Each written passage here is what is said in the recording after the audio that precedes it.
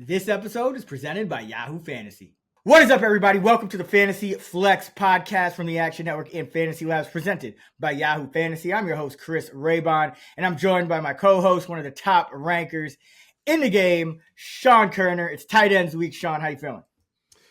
Pretty good. And yeah, I'm looking forward to hanging out with you and everybody else at this Chicago event this Saturday, watching some preseason action. But yeah, excited for this weekend.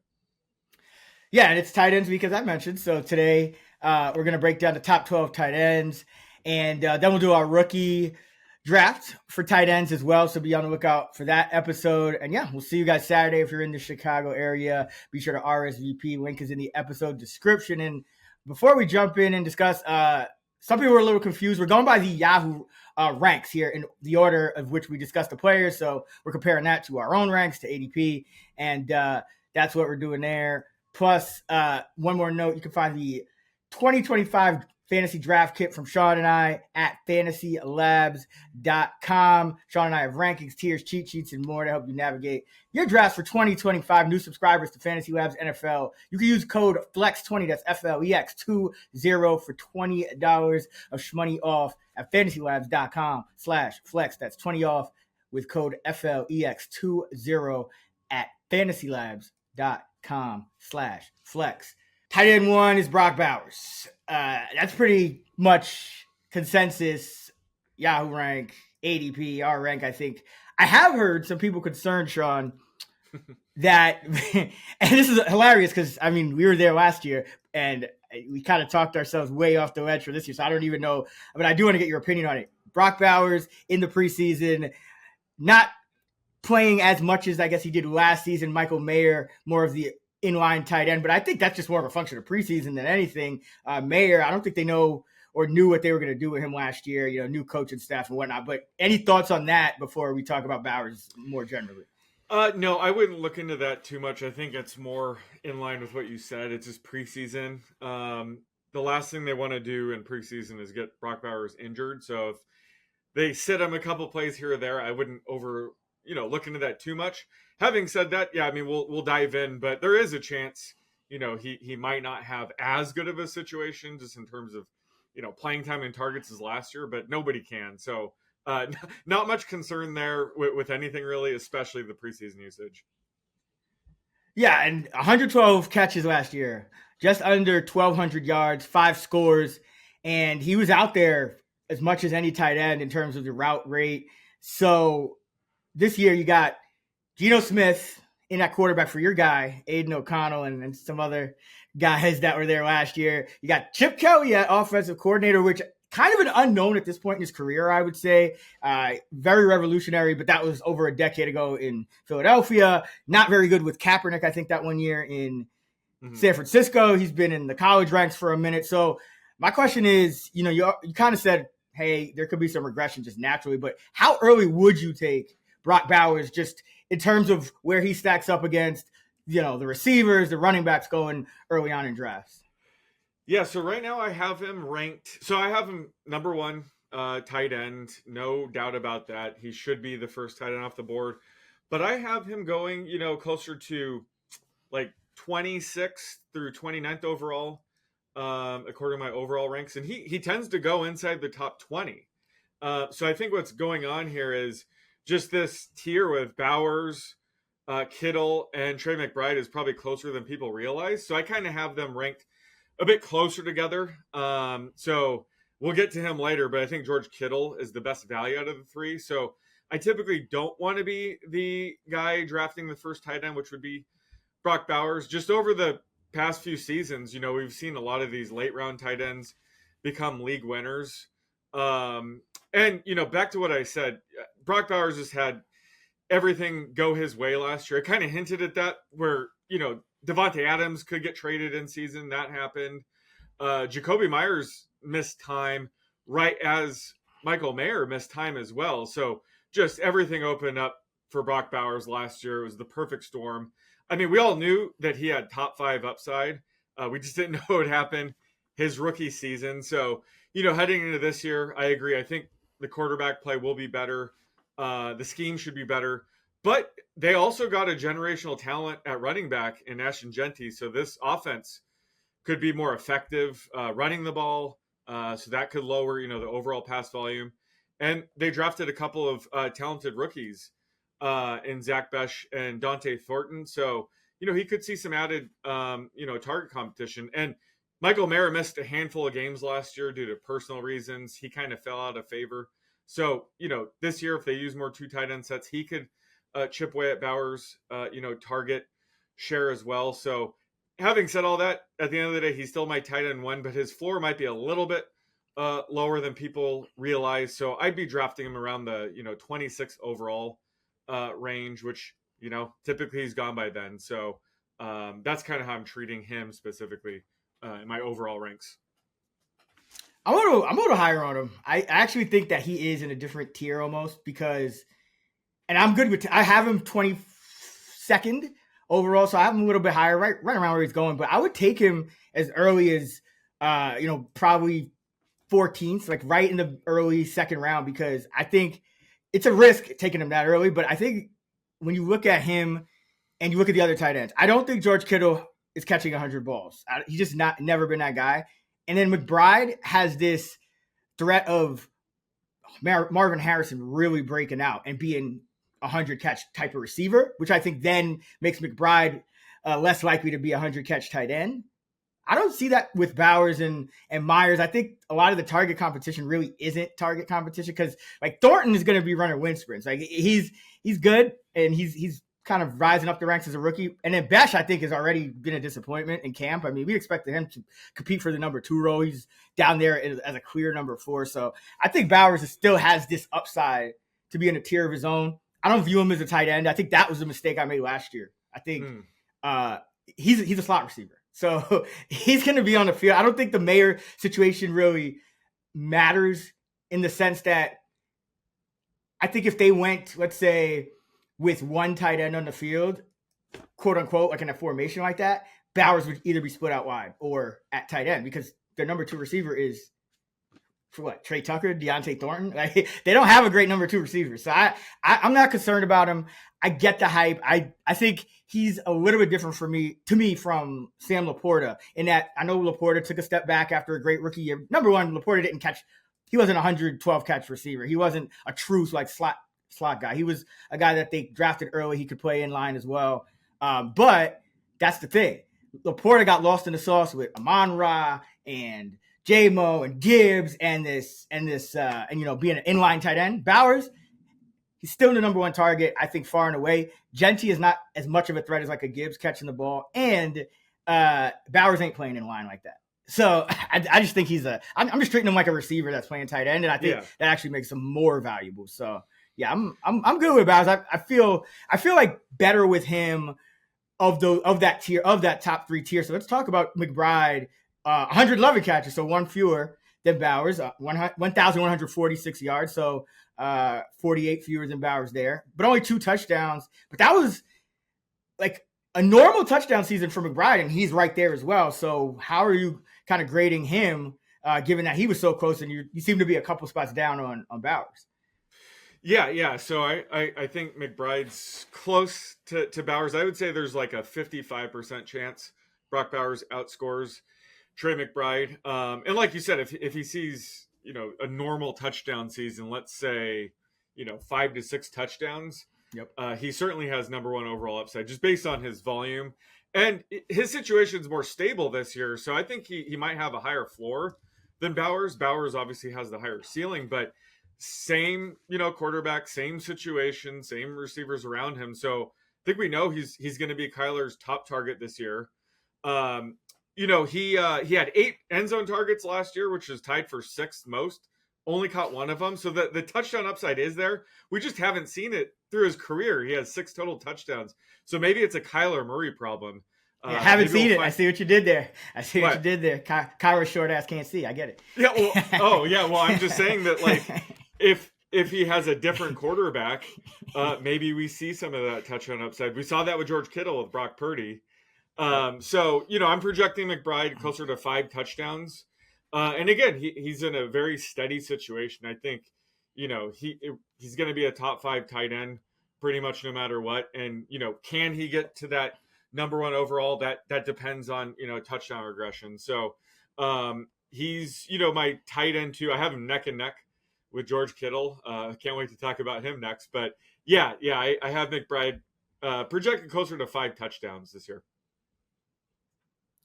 Yeah, I think that's definitely fair. I'm right there with McBride too. I think these tight ends are very valuable because this year I actually don't see as many sure thing late round tight ends. Like I see a bunch of guys that could be, but I think it's more of there's these guys at the top and then there's guys around that tight end one fringe. Whereas last year, remember, I just couldn't stop talking about like Zach Ertz, for example. Like Taysom Hill. I think like Kate Otten you were talking about. Like I don't really see that same. I see a lot more question marks, I guess, and a lot more of guys that are just going to finish with 5 to 6 fantasy points, regardless of who's 13th and who's 25th or something like that. So I see a lot of value in this top tier of tight ends, and I agree. I think McBride is still there, and he has some good touchdown regression. He might finish number one. I still think Bowers is a little safer just because I think Harrison is still a greater threat. I tend to look at the guys like under you and the guys above you, and I think the guys under you aren't gonna affect you as much, so whatever's going on in Vegas with these rookies, I don't think it's going to affect Bowers, but Harrison could end up being like the number one target on that team. He runs more routes than McBride. He could run more routes than McBride. I believe he averaged a slightly higher rate last year too. So that's a little more threatening to me, but still a very valuable draft pick here. And I think he's probably got Kyler problems when it comes to the end zone because Kyler could just scramble around. He's going to wait and then if he can't see it, I don't know how you don't see this big dude just burrowing around in the end zone. But if Kyler can't see it, he's going to take off. So that's probably what's holding him back a little bit. Yeah. Kittle's tight end 3 in Yahoo's ranks. He's pretty much tight end 3 across the board, ADP, all that stuff. He's my tight end 3 as well. Yours, I presume. And, I mentioned 100 catches. He hasn't been that since 2019. So 5 straight years where he's been more, that San Francisco offense has been more of a lower volume, highly efficient offense. And that's what Kittle's been doing. I think Christian McCaffrey back. Is that concerning at all? Is this the wide receiver room being in a state of flux, kind of offsetting whatever could be lost in volume from McCaffrey? Is the efficiency going to regress? Like, what are your thoughts on Kittle? Yeah, there's a lot to unpack there because, I think McCaffrey's return obviously directly impacts Kittle, some of those like underneath targets. But I think the receivers, like Deebo Samuel off to Washington, Ayuk looking like at least the first 6 games, Juwan Jennings dealing with an injury and a contract situation. I think that opens up the door for Kittle when you factor all that in. And Kittle, he doesn't get as many catches as like a Bowers or McBride, but he makes them count. He typically averages over like 12, 13 yards per catch. Probably has more touchdown upside if we want to compare the 3 tight ends. Yeah. And he was, tight end 1 in points per game last year. I guess the issue with Kittle always is similar to James Conner. He's nearly a lock to miss 2 or 3 games every year. Just the nature of the beast. But when he's out there, he makes it count. And I think that's what matters in fantasy. So I have him neck and neck with Trey McBride. And the thing with Kittle, he's going much later. Like he's going around 37th overall. And then there's just a massive drop-off. It's like a 30-point drop-off between him and the next tight end, Sam LaPorta. So I love getting a tight end at the end of a tier like that. And then if you look at like running back and wide receiver going between like Bowers and Kittle, you can get like one last running back before the frozen pond tier and one more receiver before the frozen pond tier at wide receiver. So it's like Kittle almost allows you to like get that like 2 wide receiver, 1 running back or some version of that, and then still get a potential tight end 1 in like the 4th round when he falls there. So I just love how it sets up where he's going overall. But he's got to stay healthy, of course. And, he's going to be turning 32 in season. So maybe the risk is going up. But sometimes you kind of just have to roll with it and hope he plays all 17 games. And I think that would be like the perfect start for me is getting Kittle in the 4th round with, a couple receivers and a running back in the first 3 rounds. Yeah. Yeah. Kittle's definitely in that top tier. I think he does have the most volatile kind of range of outcomes just because, as you mentioned, he could straight up just blow everyone out because of the touchdown upside and the efficiency. And then on the flip side, low volume offense, thing that could complicate things. The fact that he now probably has at least a few more blocking responsibilities on pass plays just because he's so good at it. And McCaffrey's back. And also, Juszczyk doesn't seem like he might be as big a part of the offense. I know he's going through some things injury-wise. And remember, they actually released him and then re-signed him at one point this offseason. So it just seems to me that he's not going to be as much of a factor this year, which means, again, just some of those plays where Kittle might have to block or at least start the play blocking before he releases. And, that just creates more volatility. It doesn't mean it's going to necessarily hurt his numbers at all, but there are plays where, maybe the ball ends up going to Pearsall or somebody else. So you're just kind of skating on a little bit thinner of ice there. So I think the discount in ADP is warranted, but I do also agree. I think he's got a higher floor than LaPorta now because we saw LaPorta's drop off anyway, and now seems like LaPorta's going through some things injury wise as well. And he is the tight end for Yahoo's ranks. I mentioned the drop off, 5.1 catches per game last year, 52 yards per game last year. The year before that, he was at 2 years as a rookie, he had 5.1 for 52 on 7.1 targets. Last year, it was down to 3.8 catches for 45 yards on just 5.2 targets. So that is a pretty significant drop off in the volume. We do kind of expect the Lions offense to tick up volume wise, but how concerned are you about LaPorta just given the circumstances? And also Amon-Ra St. Brown's comments, he said the offense was kind of struggling, which you don't usually hear guys say that, especially top team leader type guys. You usually keep that in-house. That was interesting to me too, because, otherwise I think people were just kind of like, nah, the Detroit will be Detroit. So it's interesting to hear him say that. So what are your thoughts on LaPorta given all the circumstances? Yeah, I think he should bounce back after the sophomore slump last year. He was still the tight end 7. Having said that, and he was dealing with injuries. He had like that shoulder injury. He missed a few games, and it was nagging towards the end of the season. And yeah, you're right. The offense will probably take a step back again. I'm projecting them for like 7.5 fewer points per game.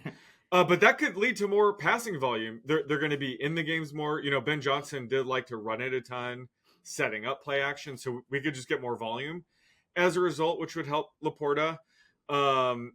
He's in a contract here. He's going to be looking to have a record-setting tight end deal. So if anybody wants LaPorta to have a big season, it's Sam LaPorta. So that's always good. And yeah, I have him ranked tight end 4, closer to 66th overall. But man, the drafts usually have a bigger gap. He's typically going like outside of the top 75. So I think you're going to dabble with this next tier, these next 4 tight ends that we're going to talk about. He's probably the best bet just because we did see a tight end 1 overall season 2 years ago. And he's, still entering his prime. So I think out of the next 4 tight ends, he is the tight end I'd be willing to roll the dice on. Yeah, and I think we should talk about real quick. It seems like tight ends are starting to fall out of favor a little bit. When I say fall out of favor, I just mean you look at the league averages for tight ends last year. I know you do this when you do your overall projections, and like they were down. Tight ends were not quite as efficient as they'd been in years past. In terms of touchdown rate and things like that, yards per route. Targets per route. So it seems to me teams are starting to, minimize them a little bit, especially in line. There was a similar thing that happened with running back, I think, a while back when everyone was throwing to the running back at one point, and then somebody realized that, hey, a lot of these running back targets aren't efficient, and especially in key high leverage situations. And I think the thing that I hear with Detroit now is, okay, we're going to get Montgomery and Gibbs on the field. We're trying to get our best 5 on the field, and that that probably means less 2 tight end, which means less Brock Wright, but that also means less opportunity for LaPorta to be one of the top 4 in terms of getting out in the route. He would be the designated blocker even more often. I think, in a situation like that. So I just wonder if, that's like that step back that LaPorta took is going to just be kind of a common thing. It was to a lot of these tight ends last year, which is why I like a Bowers, which is why I like a McBride, because those guys are really glorified slot receivers. They're not really true inline tight ends a lot of the time. So I think that's kind of the issue that was plaguing LaPorta. So I do think that there is a pretty big drop off where even Kittle is he's in that danger zone because he's more of an inline guy, but he's just so good that I'm not as worried about him. But I'm pretty worried about LaPorta. I don't want to draft him anywhere near that ADP, even though he does represent a discount. But that's kind of true of this whole entire tier. So it's not just the LaPorta thing for me. And Yahoo has TJ Hockenson tight end 5, and it starts to become a point where it's like which tight end that I'm worried about is going to be 5th, and which tight end am I worried about is going to be 6th? Because there's kind of these veterans that volume concerns, and even with these guys that like Hockenson, for example, he's a guy that's more of a glorified slot receiver. He's turned into one in Minnesota's offense, but for some that actually hurt him in Minnesota's offense, it seemed like. So it's kind of the same question, 6.2 targets last year, 4.1 catches. That was the lowest since his rookie year. He's coming off injury, but then Josh Oliver signed to a big deal, and he's more of an inline guy, so that would seem to be good for Hockenson. Is he closer? I guess the question is he closer to the tight end 1 or the tight end 10 for Hockenson? Because that's the question here. Do these guys in this middle tier have enough upside that we take a stab at all, or do we just keep stacking up on backs and receivers? Yeah, I would say he's definitely closer to tight end 10 than he is tight end 1. And maybe this is the frozen pond here at tight end, because I agree. It's like their ranks aren't bad. Like I have Hockenson 6th, I have Kelce and Andrews right there. But it's like when you draft a tight end in this range, you're stuck with them the whole year. You're not going to drop TJ Hockenson. I don't advise that.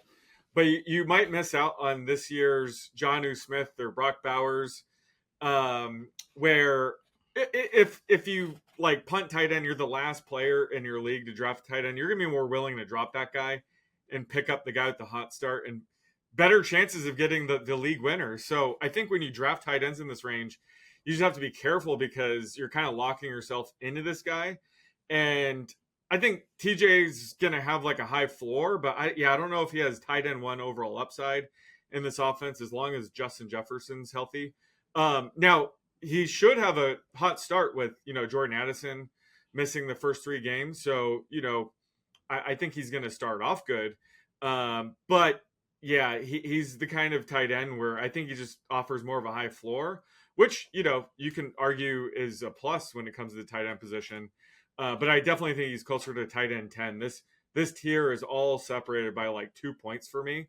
So in those situations, I kind of just rather get the guy that falls last out of the tier, which I guess would be Mark Andrews. You can get Mark Andrews, typically later than all these guys.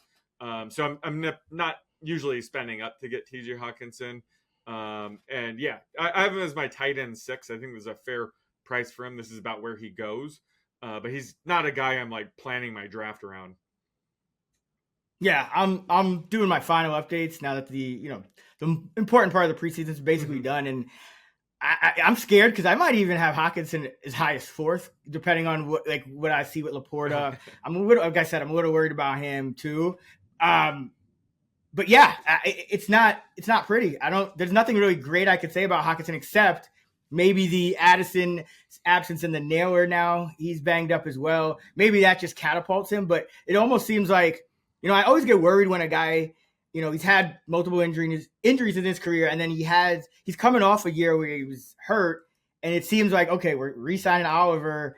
We're going to make more of like this, 2 tight end looks, but that, it's to like save some of the physicality maybe from Hockenson having a block. So I don't know how that's going to kind of play out. Like it could lead to him being closer to tight end 1 than tight end, but the floor is still there. So I probably hate him a little less than the other guys you mentioned, to be honest, just because we have seen Hockenson be in Kevin O'Connell's offense, like 6-7 catch per game guy. And I think right now we're projecting McCarthy very conservatively. I think you and I both talked about how we have him about 20 plus yards per game under what they were doing last year with all their guys. So I think there's enough room for growth with a guy like Hockenson, especially if he kind of reverts to what more of a Bowers is, alongside Mayer, or what a McBride is alongside Raymond and Higgins, where they run more, heavy personnel, and he's just more of a glorified slot receiver, which is starting to look more and more likely with the wide receiver situation in Minnesota, and Jefferson being hurt too. Or banged up and kind of coming back late. That could pop up again. So I probably feel better about Hawkins. I think I do feel better about Hawkinson's floor than LaPorta's, and Andrews and Kelce, who we'll talk about next. Fantasy Flex listeners, Chris Raybon here. This is your last call for our free Fantasy Flex party in Chicago, presented by Yahoo Fantasy. The last chance to hang out with me and Sean Koerner, have some drinks, and participate in our live interactive fantasy event at 4 p.m. this Saturday, August 23rd, at Joe's on Weed Street in Chicago, Illinois. We'll be doing a quick fantasy draft. Winner takes home the Fantasy Flex belt.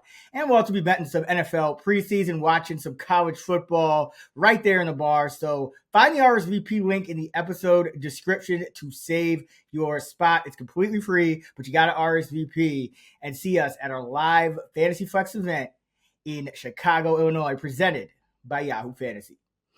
Yeah, Andrews, tight end 6 in Yahoo's ranks. So Kelce is not in the top 6 there. You mentioned you have all these guys pretty close.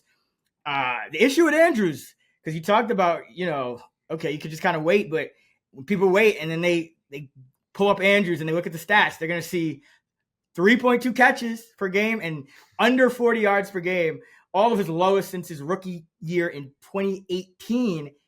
He survived on the 11 touchdowns. So do his volume stats regress upward? Because also remember, I don't know if there's a better season that Lamar could have either, passing the football. True. So I that should probably have that context should probably be there. But given that, this it also is that career lows. Do you just buy the dip here on Andrews or what? Yeah, I think he's going to bounce back yardage wise. Although there was at times last year he was borderline droppable, just given how much of a role Isaiah Likely had in this offense. Likely is dealing with the ankle injury, right? So he might not be ready week 1. This is another situation where I think Andrews could start off hot. And even after that brutal start last year, he was still tight end 7 in points per game. Again, because of the touchdown upside. And I don't think he's going to score 11 touchdowns again this year. I do expect regression. I'm projecting him closer to 7, which I believe is officially my highest touchdown projection at the position. So that's what he provides at the end of the day, is the touchdown upside, with the yardage being icing on the cake. So I think he could be sneaky in this range, and I think he's typically tight end 7 when it comes to ADP. So you can get him after Kelce even. So yeah, I think that this is the range where if he falls to me, I'd be willing to take him. But again, he does scare me. I do agree. I think Hockenson could have the highest floor of this group. But Andrews, he could easily repeat, double-digit touchdown season and bounce back in terms of yardage and easily post the top 3 seasons. So I'm okay with taking him when he does fall to tight end 7 ADP, even though that's exactly where I have him ranked right now. Yeah, I like the fact that we've seen him be this alpha dog in this offense. I do think that's Zay Flowers now, but you're looking at a situation where not only is Likely starting the season a little banged up, looks like DeAndre Hopkins is as well, which not as big of an impact, but he was expected to be, or is expected to be, the number 3. So that could be good for Andrews. I guess it could be bad too if one of those other guys like Lester Walker is more of a threat to targets, but I don't think that's going to be the case because those guys under don't really tend to do anything. So yeah, Andrews is I don't feel good about how much we saw him take a step back volume wise. Last year, it seemed like they were using him as a blocker more than they ever had. It was just odd. So there's just this wide range of outcomes with him as well, where I can't confidently predict what's going to happen. I have him, LaPorta, Kelce, Hockenson, like all very close together. I just really don't trust any of the range of outcomes, like to say, okay, this is their median, but I just think it's a wide range. So that's about as much as I'm doing on Andrews. Like, he is my tight end 5, but it's there's not. It's an upside play. I think this tier is actually more valuable in best ball because you're going to be able to create stacks with and things like that. Whereas in a redraft league, to your point, I think the value is at the fringes. Best ball, you kind of need this tight end 1 tier a little more because, as I said, I don't think there's as many guys like way down the draft board, like those tight end 2-3 types that are giving you like a lot of certainty. They're just all kind of in a glut together. So, or I think that this tier, best ball for me, is where I'm getting the most of it. But I don't really want anything to do with Andrews, and he's my tight end 5. So that shows you. That's a good point. You're 2 slots ahead of ADP, but again, you're just saying the range of outcomes in this range is a little scary. And he's going in like round 9. You know who else goes in round 9? Zach Charbonnet. I will be drafting Zach Charbonnet instead of Mark Andrews in every single one of my drafts. I think that's the time to kind of take flyers on someone like that at running back. And we'll get to these rookie tight ends later in this episode, but I think that's the time to really, if you miss it on the top 3, I'm willing to kind of wait and draft outside of the top 10 here and take one of these rookies, because that's what we're doing. We're shooting for upside and trying to get a couple more rounds in of like running backs and wide receivers, maybe a quarterback. Whereas all these, like Mark Andrews has a similar ceiling as Colston Loveland. So I'm willing to kind of wait at tight end, since that's kind of been the winning strategy these past few years.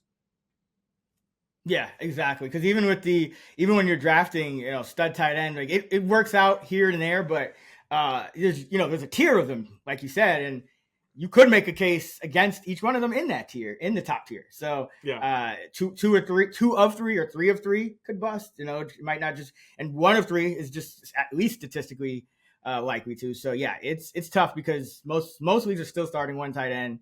I agree. I don't really want anything to do with it. I have Andrews 6.3 touchdowns, so about a little less than does you he. Do, but, does he have the most? Who has the most projected touchdowns in your projections? Good question. Are you still going with the Kelce? Wheel him out there in the red zone, save him. Yeah. I think that's in his range of outcomes, but I don't have that as like his his median projection is still lower because that's where it's been. No, yeah, Andrews is the highest. Tight end. So what I've noticed is tight end touchdown rate as per catch has taken a step back in recent years. So that I'm kind of factoring that in too.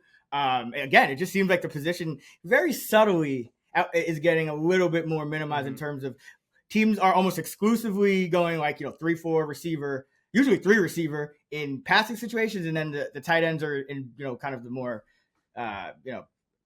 neutral situations. So it's like a very kind of predictable dichotomy here of what's going on with these guys. But yeah, the numbers, the efficiency numbers have taken a step back, and I think the team strategies are kind of shifting. So that's why I agree. The rookies, because they were drafted where they were, that shows that they're involved. They're going to be involved, and they intend to be. So we'll talk about those guys in a moment. But now that we're halfway through the top 12, let's do a segment presented by Yahoo Fantasy, looking at risers and fallers. Sean, so far we've discussed Bowers, McBride, Kittle, LaPorta, Hockenson, and Andrews. And looking at these top 6, who stands out as the biggest riser this year, and who is the biggest faller? Well, without a doubt, Raybon, the biggest riser has to be Brock Bowers, going from tight end 11 last year to the consensus tight end 1 this year. So he's the clear biggest riser this year. I would say the biggest faller, and this might have been a long time coming, is Kyle Pitts, going from tight end 6 last year. We're all hanging out on hope that might be the year. He's all the way down to tight end 18 right now, which means it wouldn't shock me if this ends up being his year now that he's outside the top 12. But Kyle Pitts is for sure the biggest faller. And those are your biggest Yahoo tight end risers and fallers for 2025. Brock Bowers, the riser. Kyle Pitts, the faller. And as a reminder, this episode is presented by Yahoo Fantasy, and it is the best time of the year. The NFL season right around the corner, which means fantasy football and drafts are in full swing. And this year, Sean and I are playing over at Yahoo Fantasy, and they are taking it up a notch, giving you a fantasy football experience like never before. We're super excited for all of the new innovative features Yahoo is bringing to the table this year. And in fact, to celebrate 28 years of fantasy football greatness, Yahoo Fantasy is dropping 28 big new features over 28 days throughout the month of August. And to kick things off, they've just dropped Yahoo Fantasy Guillotine Leagues, a killer new way to play fantasy football where the lowest scoring team each week gets chopped until there is just one team left standing.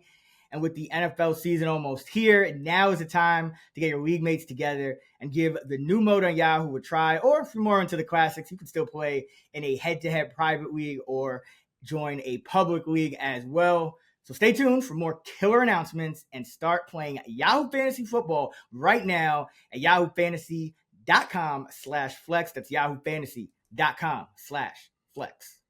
All right, Sean. Travis Kelce down in a tight end 7 in Yahoo's ranks, and I definitely think it's fair. I have Kelce.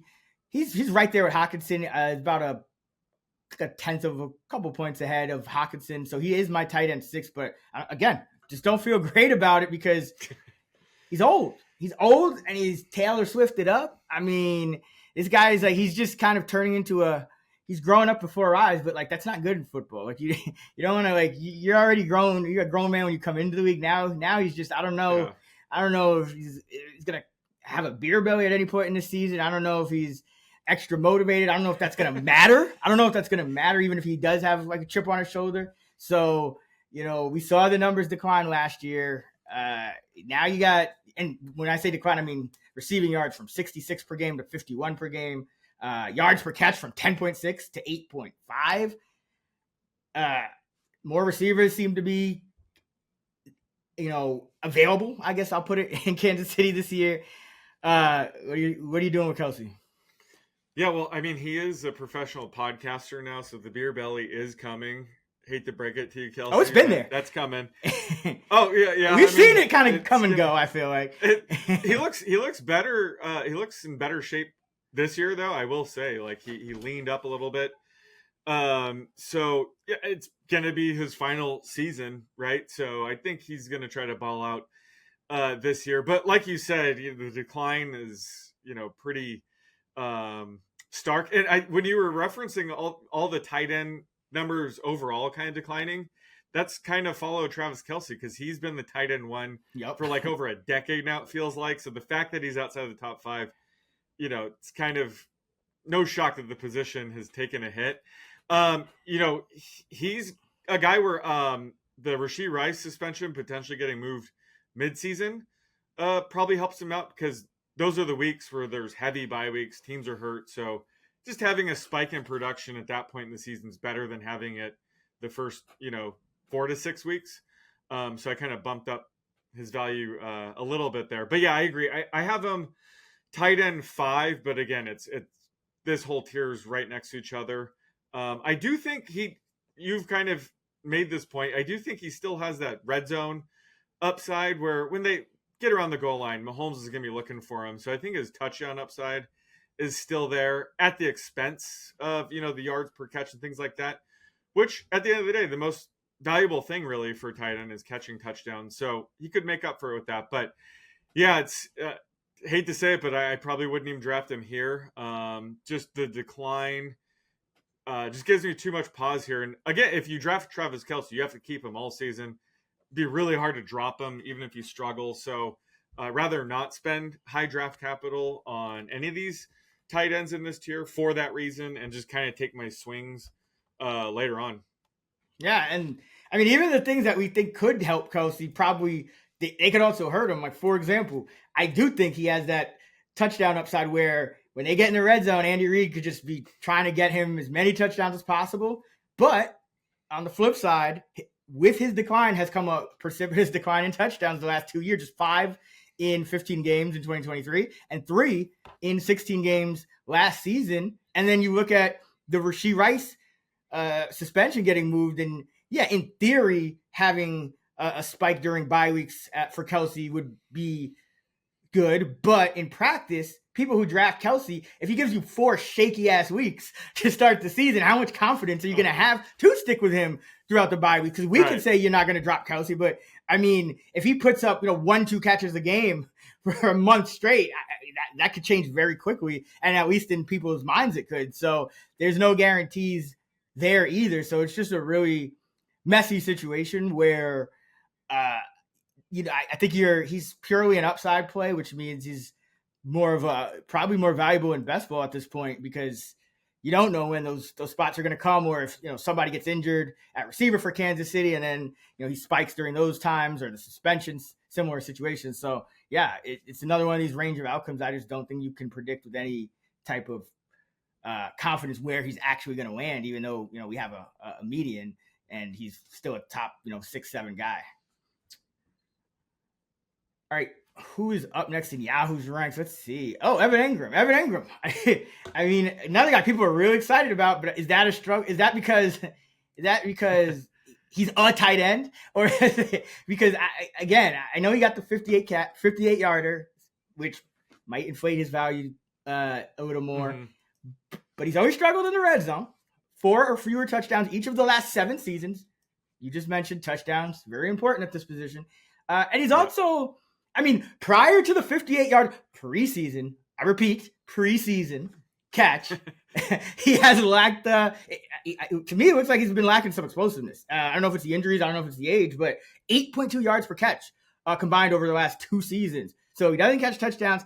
He might take 10 catches to get 58 yards when the regular season starts. So my question to you, Sean, is can he be consistent enough, even if he does finish as a top 12 tight end?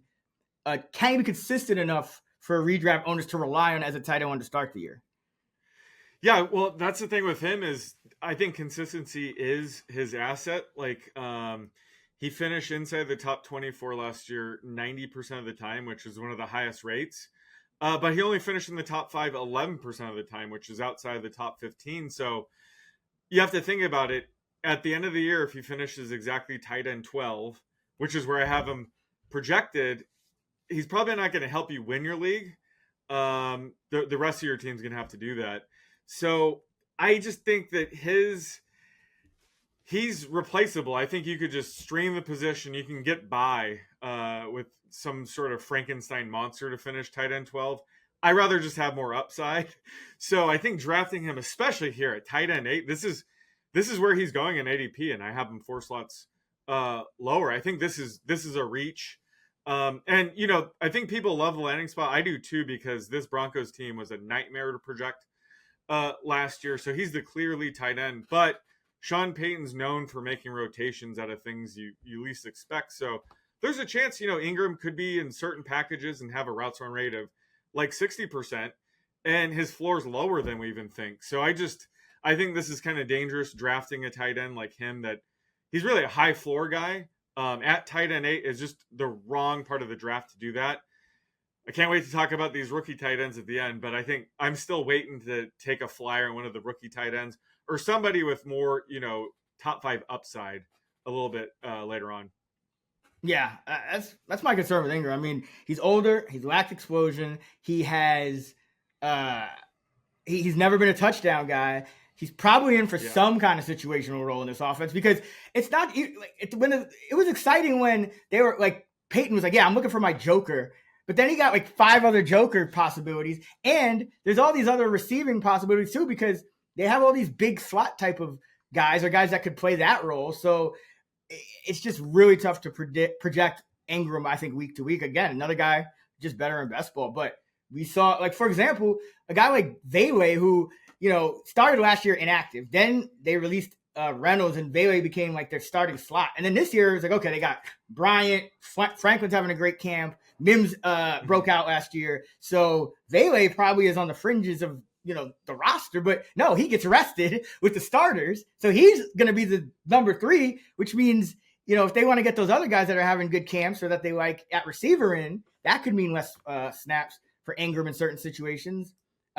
It's just and they do have blocking type roles, like remember with Will Jordan Humphrey. So there are times when they kind of prioritize blocking over catching in Denver. So yeah, it's just a mess where, yeah, I agree. I think I have him tight end 13, but he could finish tight end 8 even. It might not be valuable to redraft players because he's going to have some bad weeks and then you might just drop him. So not a guy I'm prioritizing or a guy I think you need to prioritize in drafts. Yeah, and even RJ Harvey, the rookie running back, is going to command a target share. He didn't really have that in Jacksonville. Travis Etienne's not really a high volume pass catching back. Tank Bigsby certainly isn't. So he didn't really have to compete with running backs as much as he will with, I think RJ Harvey is going to command a decent target share that could chip away at Ingram's overall volume as well. Yeah, like Sean Payton might just turn Ingram into like a late career, not current career, but late career Darren Waller, where remember he was like a high volume guy and then he went to he went to the Giants and they were just using him more on like seam balls and stuff that he would actually be good at, but it just hurt him because it actually is just better to catch those inefficient, 3-yard hitches or whatever and rack up fantasy points. And, so yeah, I just don't think it's as ideal of a shift for Ingram as people think. It probably helps the Broncos more in real life than it does anyone in fantasy. Tight end 9, David Njoku. He's a guy he's another guy really tough to project. I actually have him as tight end 9. Don't feel great about it because I think the quarterback situation in flux. But he has shown crazy upside at times, but then he's also been just lost to the sauce at times. So Flacco has really been where Njoku has shined. 6 catches for 78 yards and 5 starts with Flacco. That was a couple years ago, and he's been trending down in ADP. So this is a guy one season of more than 46 yards per game. This is a guy with no seasons with more than 6 touchdowns. Just another kind of Evan Engram kind of guy to me. What are you doing with Njoku? Yeah, similar to you, I actually have him tight end 8 in my projections, and I don't feel great about it. I'm confident in the rank, but I don't know if I really want to go out of my way to draft him because he is going sometimes ahead of the rookies. I just think that they have more upside. And Njoku, like he missed a handful of games last year, but he was 5th in points per game. I have nothing against him whatsoever as a talent. I think he does have top 5 upside. But just given just the uncertainty and the quarterback situation, he's just going to be tough to trust. And the good thing is, the Browns, they're going to be trailing a ton this year. So, they're more likely than not to be pretty pass heavy, which helps him. And he's, locked to be a top 2 target in this offense. So I don't mind him if, once the rookies are gone, I don't mind taking Njoku if he falls to, say, tight end 12. I think he does sort of have the upside to warrant that, especially, if Flacco's, he got the week 1 start, Njoku could get off to a hot start. And then if somebody pops up on the waiver wire that you think is, in the middle of a league winning breakout season, you could drop him to pick somebody up. So I don't mind taking Njoku super late after the rookies are gone. But I do have him ranked right around here. Yeah.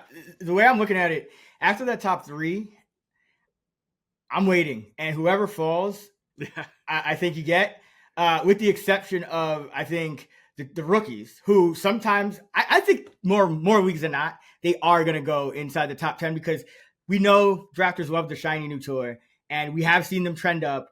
In best ball, which is usually kind of a leading indicator of other ADPs, both rookies are inside the top 10. So I do think the rookies will go. I think those are still, a lot of people still play 10-team leagues. Those could still be your last 2 tight ends that get drafted. So I think it's top 3 in the rookies for me.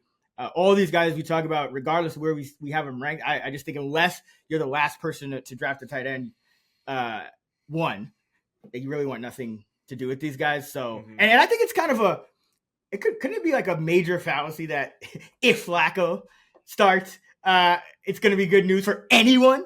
Because it's Flacco. Like, it's old ass Joe Flacco that could not even beat out Anthony Richardson last year. He couldn't even do something that Daniel Jones has done to start this year.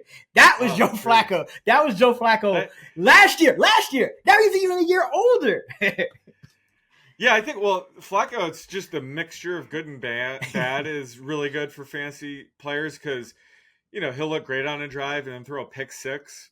And then they have to go right back on the field, and they got to be even more pass heavy. So sometimes Flacco being bad helps if we have like a pass catcher like Njoku. But Yeah, like I think once he's done around like week 6 or something, would I be excited about Dylan Gabriel under center? Absolutely not. But I think if Flacco loses his job, it's because someone like Shador Sanders, it's his time. Ugh. But again, this is just a weird situation. I don't want to be spending too much draft capital on a pass catcher, not knowing who the quarterback will be in the second half of the season. And even Shador, I feel like Shador looked probably a little better than I expected, but he still only had like 1.5 good drives, and he was scrambling a lot, which could actually hurt Njoku because you want a guy like, pressure, dump it off. So, he could do something with some quarterback, but who knows what that quarterback is? Who knows when that is going to be in the season? Again, unless you're in a best ball league, I don't see a point in drafting this tier at all. So we'll go to the next one. Tucker Kraft, who because he tends to go a little bit lower and sometimes does go outside the top 10, top 12, a little more intriguing than I think some of these veterans who you're paying for past production. Kraft still young, still I think emerging, and has been quietly very, very good. Took the job away from Musgrave. Remember, Musgrave started out as their unquestioned top pass catching tight end, and by the end, and we thought Kraft was going to be a blocker. By the end of the season, I think Kraft had already surpassed Musgrave just in terms of a pass catcher, and now there's this wide receiver shakeup. Do you think that helps him? Because they obviously didn't like their receiver room last year, but it could also hurt him, I guess, because there are more options. Although these options seem to be dropping like flies. Musgrave is back though, so there is that. Wait, what? Like Musgrave's back. Oh yeah. Well, it could be like Hayden Hurst and Mark Andrews. Hayden Hurst was drafted before Mark Andrews, but we quickly figured out that Andrews is the better tight end. It seems like anytime Kraft and Musgrave are both healthy, Kraft's role is pretty much a lock at this point. So I think I have Kraft as my tight end 10, so I'm right in line with this. I think the wide receiver shakeup might help him because he could be the clear number 2 target. I think Matthew Golden should be the number 1 target this year, but Kraft could be the number 2 target with the wide receiver room kind of being banged up and uncertain. And the thing with Kraft is he's excellent after the catch. Led the league last year with almost 10 yards after the catch. So he makes every catch count.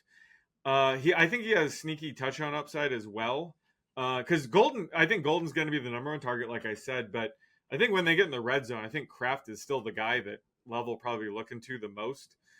He had 7 touchdowns last season.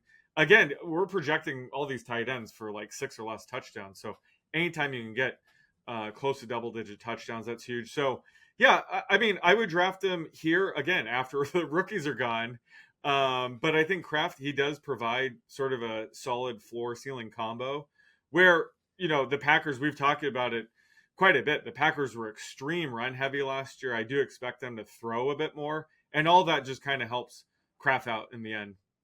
Yeah, and the way I see it, I feel like with the Packers, they wouldn't mind just using the running back in pass protection and letting Kraft go out in the route. Sometimes it's not that simple depending on how good your running back is at catching, but they already take out Jacobs in a lot of passing situations. So that shows that they don't prioritize getting the ball in his hands the same way. And then Brooks, he's a guy that probably sticks for just all around good special teamer, pass blocker, all that stuff. So yeah, I think Kraft is in a unique situation where I don't mind him. Still, I do have him 10, but I don't want to draft him above that, and I don't want to draft him if the rookies are on the board, really, because I'm still looking for upside there and still a little bit of an uncertain situation. But I think Kraft is, if you're going to draft out of this kind of tier after the top 3 and it's not the rookies, I think Kraft is the most intriguing just because the ADP can get a lot lower. Number 11 this is interesting. And this shows kind of the uncertainty here. But Jake Ferguson's number 11 in Yahoo. Again, I think that'll change. I think the two rookies are not in the top 12 currently. I think they'll be I think they'll go top 10. So Mhm. again, this order, we're just going by the Yahoo ranks. I think the rookies should be and will be in top 10 in ADP. I think you treat them as such. But let's talk about Jake Ferguson, because this is actually, I like when we get to talk about a guy who could be a big factor just because there is so much uncertainty, or a non-factor. It's like, and the reason I say that is because he was the number 9 tight end in points per game in 2023, and in 2024 he was tight end 32. So in points per game. So which guy are we getting with Dak back, Shoddy in charge instead of McCarthy, and George Pickens now in tow? Yeah, I think closer to the tight end 9 we saw in 2023, and a big reason is Dak Prescott missed half the season. So Jake Ferguson had Cooper Rush under center for 8+ games. So he's going to get a boost with Dak, returning and fully healthy. And the Cowboys locked him up long term. So they do consider Ferguson, key piece to their franchise going forward. I think he's going to be a top 3 option again with Pickens there. I think Pickens can help open things up for both CeeDee Lamb and Jake Ferguson. So, could ding his target rate somewhat, but I think, he could be open more now as a result of Pickens in the mix. So I'm not too concerned about that. Just at the end of the day, I don't think Ferguson should be drafted here at all. Again, you kind of mentioned he sits on like the top of about 10 tight ends. We could sit here and debate which one should be tight end 11. And that's kind of the point is if you're in a league with 10, 12 teams, most people don't draft a second tight end. So you're going to have all these guys available early in the season where any one of these guys could pop off. It could be Ferguson. It could be Kyle Pitts, finally. It could be Chigaquanko. It could be Brenton Strange.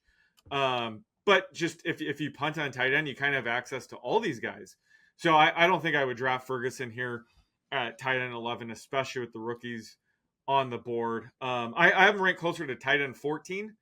But yeah, I view him as a high-end tight end too, who definitely carries a high floor, but that's probably not going to help you out too much in head-to-head leagues. He's a guy that you probably don't have to draft him, to be honest. And if he starts off hot, you could pick him up. I would go that route as opposed to drafting him here at tight end 11. Yeah, I think it's good news. It definitely is good news that they locked him up long term. I think it's good news that their running back situation is so disgusting, for lack of a better term, because I do think that increases the chances that they use specialized roles and just have like a guy like Lipke, for example, maybe out there on all the passing situations, just blocking because they don't really care about getting the ball in anyone's hands specifically. So I think he's got things working in his favor. He is still my tight end 15. So yeah, he's there, but no reason to run out and draft him. Although, if you're the last person to take a tight end or at least a starting tight end, I think you're going to have a lot of options to your point. And that's where you kind of want to be if it's not, taking a shot on the rookies or drafting a stud. Tight end 12 is Dalton Kincaid in Yahoo's ranks. I'm pretty low on Kincaid.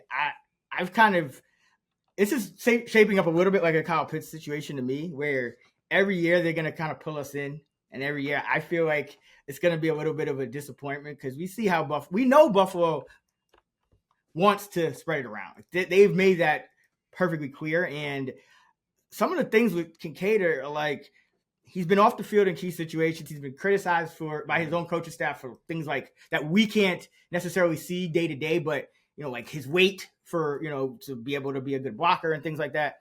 But more concerning, Sean, is that he led Buffalo with 10 red zone targets last year. He was third on the team in 2023, and yet he's only had 2 touchdowns each season. And this is with a guy like Josh Allen throwing him the football. So, I mean, does he actually have this upside that I think the fantasy community thinks he does? Or is this who he is for you? Yeah, I think he definitely has the upside. So I think the Kyle Pitts comp is fair here, where he's probably going to disappoint because as long as Dawson Knox is there and healthy, he's going to be a thorn in Dalton's side, at least in fantasy purposes. So, I would definitely hesitate drafting him here at tight end 12. I would say, though, he is part of, I'd say there's 4 tight ends that might not get drafted in a lot of leagues, but they carry league-winning upside if they're the other tight end on the depth chart like gets a significant injury. And that'd be Dalton Kincaid. If Dawson Knox goes down, he'd certainly be a top 10 tight end in my, weekly projection model. Jonnu Smith Isaiah Likely and Cole Kmet are other tight ends. That having said that, I'm not drafting those guys. Those are guys that if I start the year kind of punting tight end, I would have my eye on them. If their tight end counterpart gets hurt, I'd put in a hefty bid to get them. But yeah, drafting Kincaid at tight end 12 feels closer to ceiling as long as Knox is healthy, and you don't want that to start the season. So I have him tight end 13, but I just don't think he has enough upside to be drafted inside the top 12 here. Yeah, I'm a tight end 22. He's holy shit. Yeah, it's not a massive separation, but it goes to show you right. that I think a lot of these guys, out once you get past the fringe, and he's not a fringe guy to me. I think he's more in that tight end 2 tier where he's kind of splitting snaps, and he's not. I don't even know truly if he would maximize his his role with Knox out, because that switch to Joe Brady, I think we saw it in 2023 where, Kincaid did see an uptick in volume, but, as Brady has kind of gotten more familiar and more and put a stamp on this offense, they become more run heavy and they've spread it around more. And I just wonder if, because of Kincaid's role, like would he play in line as much as, him and Knox combined did. That kind of remains to be seen, because you also got Reggie Gilliam. You got some young guys that could just take some of those reps. So it's a big question mark for me. I don't really want to get caught up in it, because I think now that we've seen that, I thought last year was the year. If he was gonna kind of put up like that Kittle Kelce season when teams have no receivers and monster year, I think it was gonna be last year. Now it's just, even if the upside is tight end 10 or 8, I mean, it's not really. You're not missing much, I don't think. Exactly. But speaking of missing, talking to Gabe Davis, they might bring back Gabe Davis, our boy. Yeah, and that's not good for Kincaid's touchdown upside, right? I mean, when I saw that he led the team in red zone targets last year, my mouth almost dropped, because I kind of in my head I knew he was getting some, but I mean, he seems like a classic. Not going to be as involved in a red zone and just not as much period as I think we want. So let's talk about guys outside the top 12 in these Yahoo ranks, because I know we both like rookies. I'll let you start it off. Let's talk about rookies first, and then we both have another veteran guy that we each like as well. Yeah. So my first guy, he's rookie Tyler Warren of the Colts. He's my tight end 9 right now. And the Colts just got a massive upgrade at tight end with Warren. He has the talent to be, elite overall tight end, similar to someone like George Kittle. He's a excellent blocker and can, make an impact as a pass catcher. And they just haven't had that in years. And that's already been on display in preseason. He leads all rookie tight ends with 65 yards on 4 catches. Daniel Jones, their newly appointed week 1 starter, just missed them on what would have been it could have been 30 plus yards. He could have had 100 yards. But he has Daniel Jones as his quarterback, yeah. But he has Daniel Jones. I think that either way, the quarterback situation is awful. But I think the Daniel Jones helps because he's more willing to throw those high percentage routes underneath to someone like Tyler Warren and Josh Downs. So I think going to Daniel Jones short term, I think helps him, because, again, Anthony Richardson's completed about half his passes since he's been in the league. So just given the quarterback situation, I think that does limit his ceiling somewhat. But I think just based on being the clear lead tight end for the Colts, I think he has a very high floor for a rookie. And we've seen now in back-to-back seasons, the top overall tight end has been a rookie. I think the guy that you're going to mention probably has the higher ceiling of the two, but I think certainly later in the draft, Warren provides you with the safe floor where he could easily be a top 10 tight end this year with top 5 upside still. Yeah, I think, I have Loveland and Warren ranked 8 and 9. And I think, in best ball, I do. I have Warren ranked spot lower in redraft, because just there is still some uncertainty there. But I think Warren deserves to be a top 10 tight end, because you also have to think about it from the perspective of this Colts offense has been operating with Kylan Granson as a lead tight end. That might be the worst top starting tight end in the league. I don't like. Where is he? Is he even going to make the Eagles roster this year? Like he's fighting for a roster spot right now. That's how bad their starting tight Right. end is. The other guys that are still there are just essentially blockers, which at Mo Ali Cox and Ogletree. So I think you look at Pittman's target per route rate, and you look at Josh Downs' target per route rate. You say, okay, well, you got two receivers that do tend to get targets, but that's with Colin Granson as the starting tight end. And we know like Alec Pierce running wind sprints, or maybe it's A.D. Mitchell this year, but either way, somebody's going to be running wind sprints. So yeah, Warren has upside even with a bad quarterback. And they could theoretically use Warren downfield as well. He might just be that guy because Pittman has like a broken back every time we look up.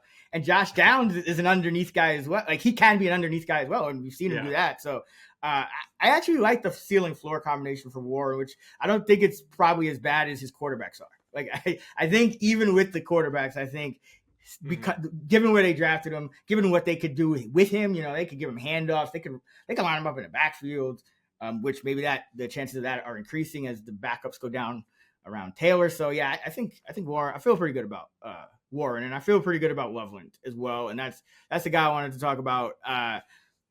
Drafted in the top half of the first round by a team that already had Cole Kmet. So I think that he's gonna be a featured part of the offense. We saw Ben Johnson use Sam LaPorta in a full-time role right off the bat as a rookie, 83% snap rate. I think something like that is going to be kind of go down with Loveland. And you mentioned it, Sean.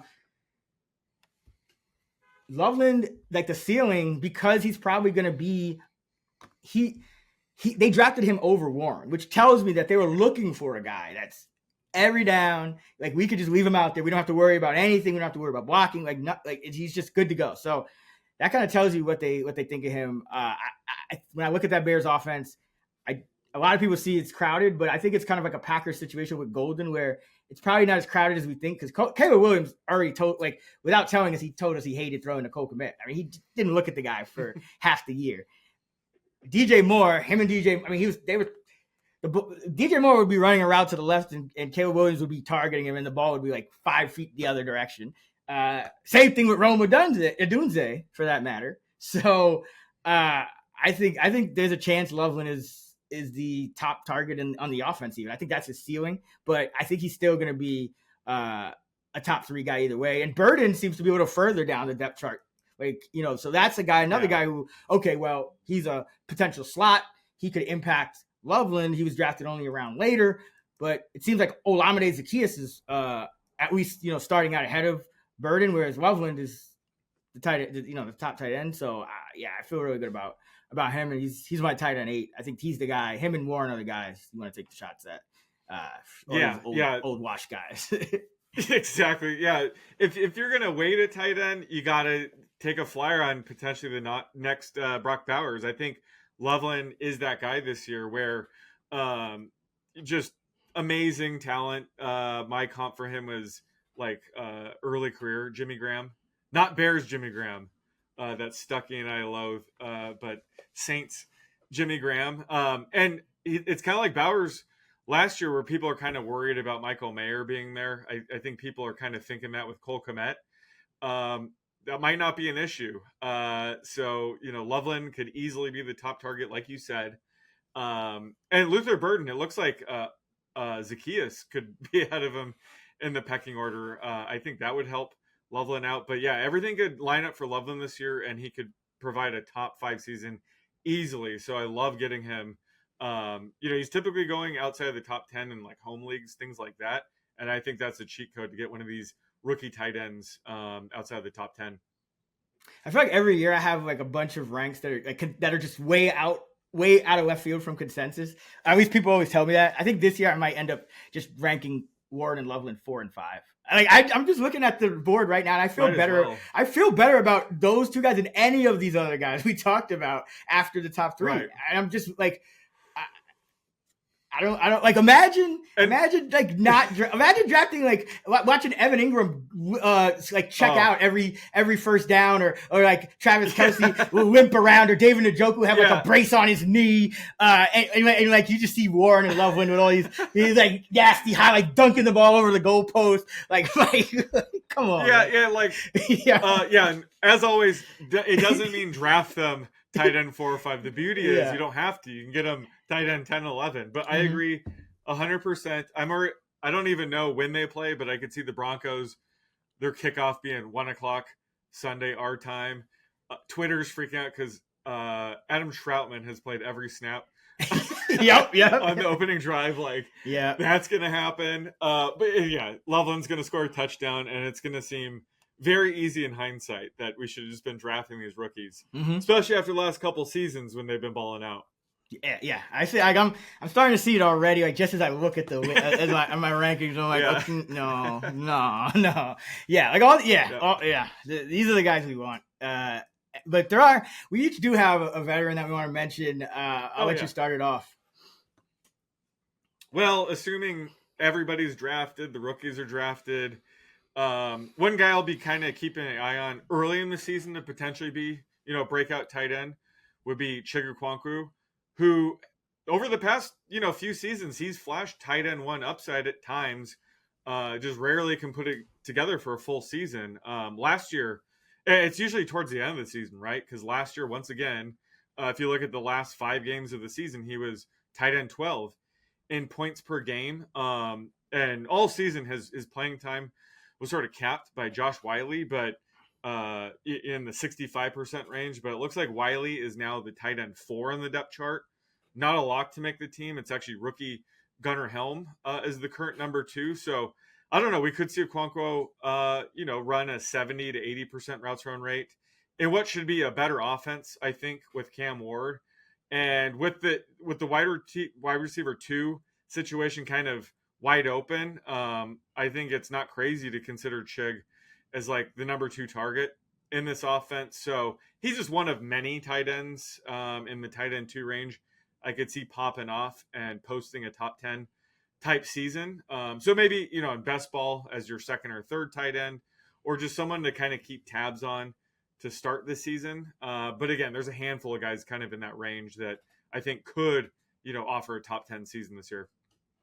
Yeah, I'm almost worried about Helm now because it's like, Okonkwo was like the last regime, and I almost wonder were they kind of like giving Okonkwo like a trial last year toward the end of the season, and then like because Helm is like popping off too, so I don't even know what to think because I've been high on Okonkwo as a sleeper as well these past few years, but now I'm almost worried that Helm is like maybe they wanted Wiley to beat out Okonkwo last year, and that's why he was challenging him, and now that they got Helm, like the actual current regime, I don't know, but I agree. Okonkwo has some upside, and he did play well down the stretch last year, so it could be. But I am a little concerned about Helm now that he's had a good preseason. But one guy he's not super sexy for me is Dallas Goedert.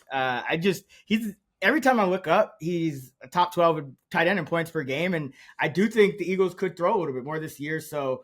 Goddard, you could usually get him outside the top 12, and he's last 3 years, tight end 5, tight end 12, tight end 10 in points per game. So when you look at the fact that, AJ Brown has had, little whispers of injury issues this camp.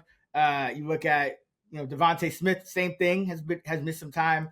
He should be good to go, but these Eagles receivers, when they've been out, Goddard has been a monster. We saw that at times last year, but then Goddard missed a lot of time. So he kind of flies under the radar. But if you just look at the points per game, and that's with, last 3 years with a lot of low volume offense, the receivers really being healthy for the most part up until last season. And he's still been posting very good per game numbers. So I'm not writing him off yet. I know they were thinking of moving him, but he's a guy I think going to be pretty reliable.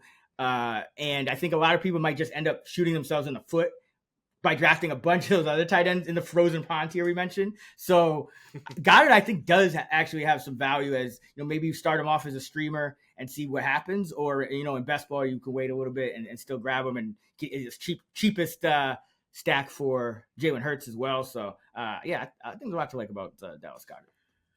Yeah, he's interesting because like handful of players going down would really boost his value. He's already kind of a fringe tight end one, but AJ Brown, Devontae Smith, either one misses time, he gets a boost. Saquon Barkley misses time, the pass catchers get a boost. And once again, if Jalen Hurts misses time, probably not good for the Eagles, but Tanner McKee would actually upgrade the pass catchers for me because they'll probably just throw more, lean on the tush push around the goal line a little bit less. But he has a lot of different paths to upside. So I agree. I think he's being drafted closer to his floor right now, sort of in that, tight end 14 range. Yeah, no, I like Tanner McKee. I think he's one of those guys where if he could be kind of like almost like a Brock Purdy or somebody where because remember there were questions about Jalen Hurts' passing ability into the second half of last season.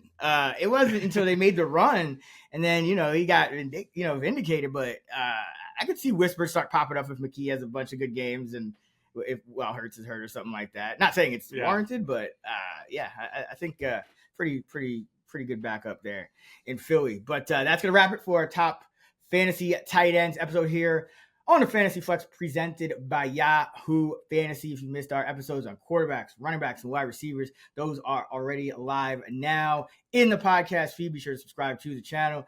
We'll get into rookie tight ends with our next episode, and then we'll have our sleepers, our bust, our league winners episodes coming after that. So be sure, again, to subscribe to the Fantasy Flex wherever you get your podcast so you don't miss an episode headed into draft season. FantasyLabs.com for all of our fantasy football content. And don't forget, you can also download the brand new Fantasy Labs app. And you can use promo code FLEX20, that's FLEX20 for $20 off a season-long NFL subscription. We got the live event coming this Saturday, August 23rd, Joe's Bar on Weed Street, presented by Yahoo Fantasy. It's in Chicago, Illinois. Again, Saturday, August 23rd. It's free to attend. You just got to RSVP. The link is in the episode description. You can find Sean on X at _oddsmaker. I'm at Chris Raybon, and we're at those same handles on the free award-winning Action Network app as well. Once again, big shout to our sponsor, Yahoo Fantasy, the best place to play fantasy football. Until next episode, let's get this money.